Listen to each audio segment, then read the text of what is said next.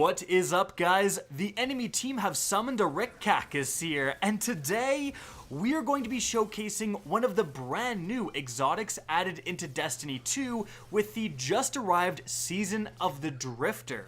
I was lucky enough to get the Stronghold Exotic Gauntlets for the Titan, an armor piece that actually improves the functionality of swords in-game.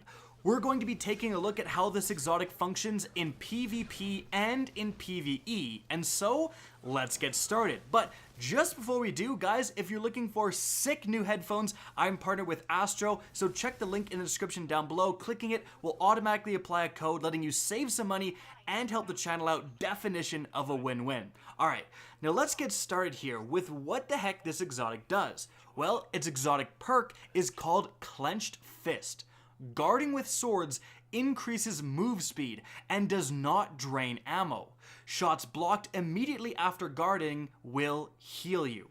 So the main thing there is that it doesn't drain ammo. Traditionally, if you're blocking, holding left trigger on the console or whatever it is on the PC, you will be able to absorb a substantial amount of damage. Now, you're not invincible while you're guarding. You will still take damage, but for example, instead of 2 Luna shots to the head killing you, it would take 10 or more. You can tank a lot of things.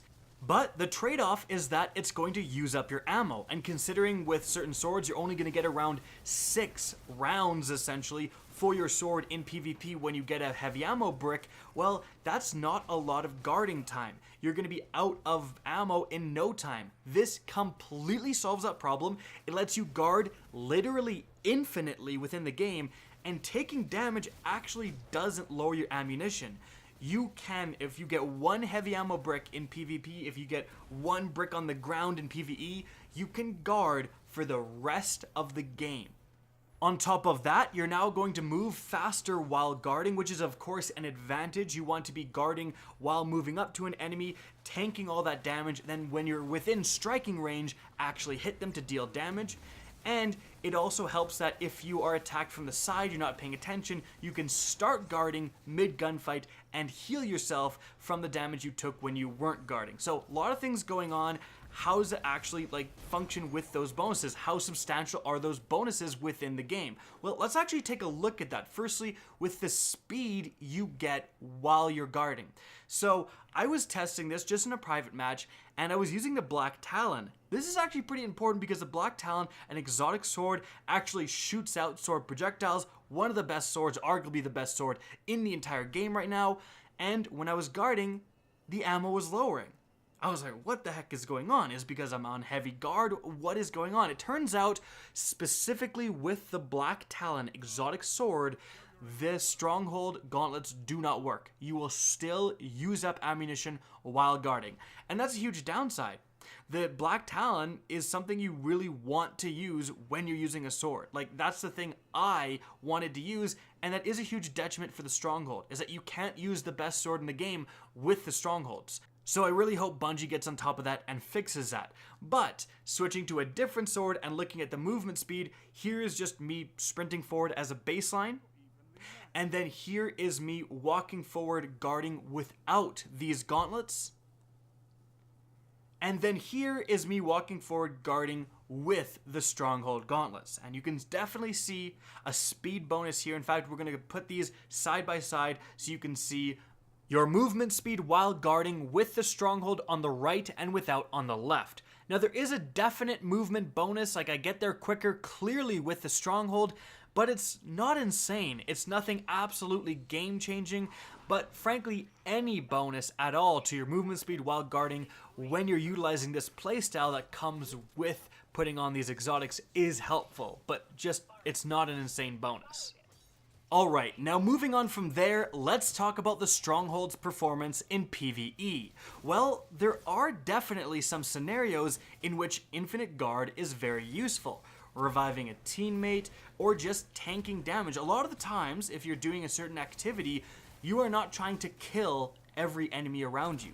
You're trying to get past them, you're trying to do an objective, whatever, and you just want to tank damage. And so being able to just throw on guard and walk around while, taking again so much more damage than what would otherwise be lethal is a very useful function. Now, unfortunately, a lot of the enemies in PvE, they do hit very hard, especially bosses. And again, guard does not block all of it, so if you're trying to just tank boss, shots, you can only do that so long.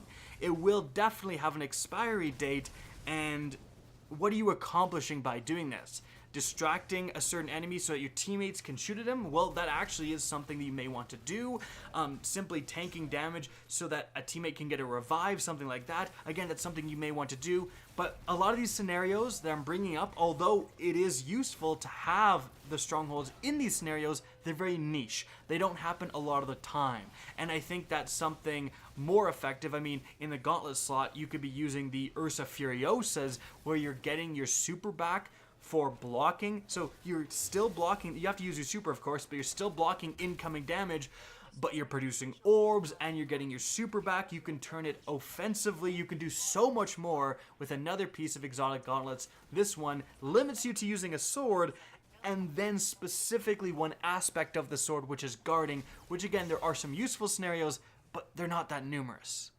I can see certain scenarios, perhaps in a raid encounter, arise where these are actually very good, because raid encounters do have such niche mechanics and niche scenarios arriving that, it's possible.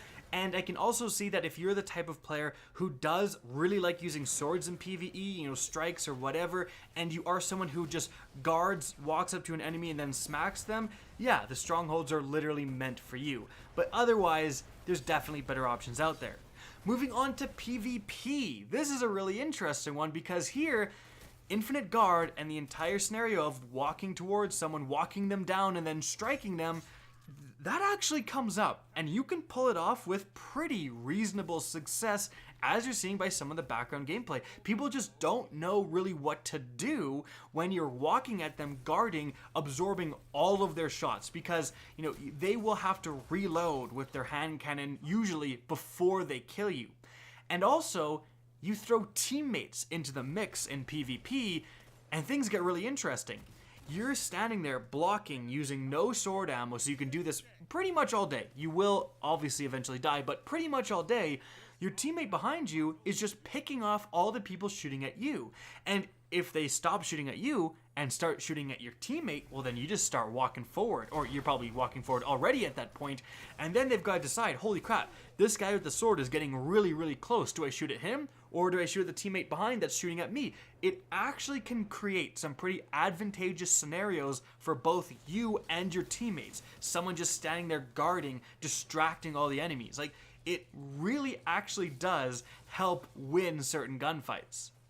But there are some definite downsides. Downside number one, you get killed surprisingly fast when being team shot. Like, you'll go out into a certain sight line and you'll think, oh, I'll start guarding, maybe I'll check things out. And if there's like 2 or 3 enemies all shooting you at the same time, you'll die in no time. Even though you're absorbing a lot of damage, you'll still die pretty quickly.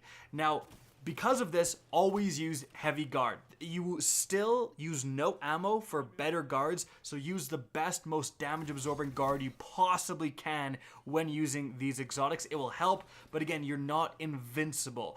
And sometimes it can feel invincible when you're just walking down a single guy, but as soon as you include 1 or 2 of their teammates and a special weapon, it's all over for you, and that is pretty annoying.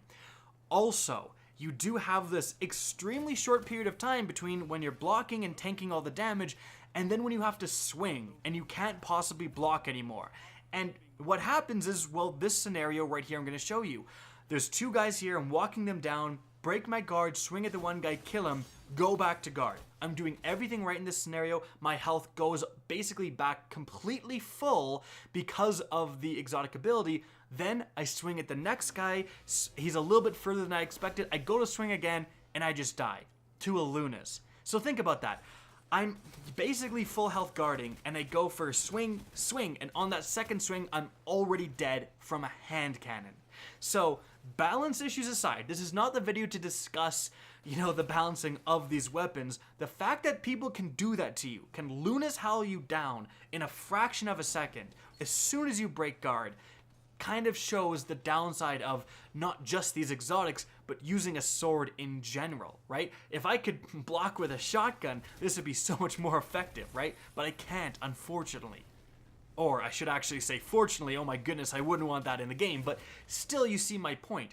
Just that millisecond of you breaking guard to swing can open you up to be killed, and especially shotgun, whatever, and also, not to mention, supers will insta-kill you. Like, you will not guard from supers, people will blade barrage you, thunder strike you, hammer titan you, just destroy you in every way involving their supers. And just how the game is balanced right now in PvP, there's a lot of supers flying around. There's a lot of them. So yeah, you're walking down a guy and everything's going well until he blade barrages you and then it's all over, right? Oh, and the extra spicy downside in that scenario is because your blocking uses no ammo, you drop a full heavy ammo brick for the enemy that just solo blade barraged you, right? So again, it's salt to the wound there. And the last downside is what we mentioned earlier. These exotics don't work properly with the Black Talon, bar none the best sword in the game for PvP, and it would give you a lot more versatility and be able to attack from range and all of that stuff, but it doesn't work. So that is another really annoying thing. But despite all these downsides, despite all of them, I had a lot of fun. And there was a lot of scenarios in which I'm laughing and walking at people and watching them panic, and this exotic seems to me like it's not going to be something that shakes up any metas. It's not going to be something very competitive. If you're playing to win, don't use the strongholds. But if you're playing to have fun, if you want to get sword kills, if you want to do something different, if you're with a team and you just want to relax and play a way you don't normally play, that's when the strongholds become a pretty darn good exotic. It's definitely got that fun factor. It's definitely going to cause you to laugh when you kill guys, walking at them, watching them panic, but again, not too competitive. And so guys, that's going to be it for the video. I hope you enjoyed and found this informative. If you did, please remember to help me out by simply rating and especially sharing this video. If you guys want to see more Destiny 2 content similar to this, don't be afraid to slap that subscribe button. And if you guys want to get in touch with me and keep up to date with the latest channel activity, the best way is to follow me on Twitter at RickCacus. That's linked in the description down below. Again, hope you enjoyed the video, and as always, have a good day.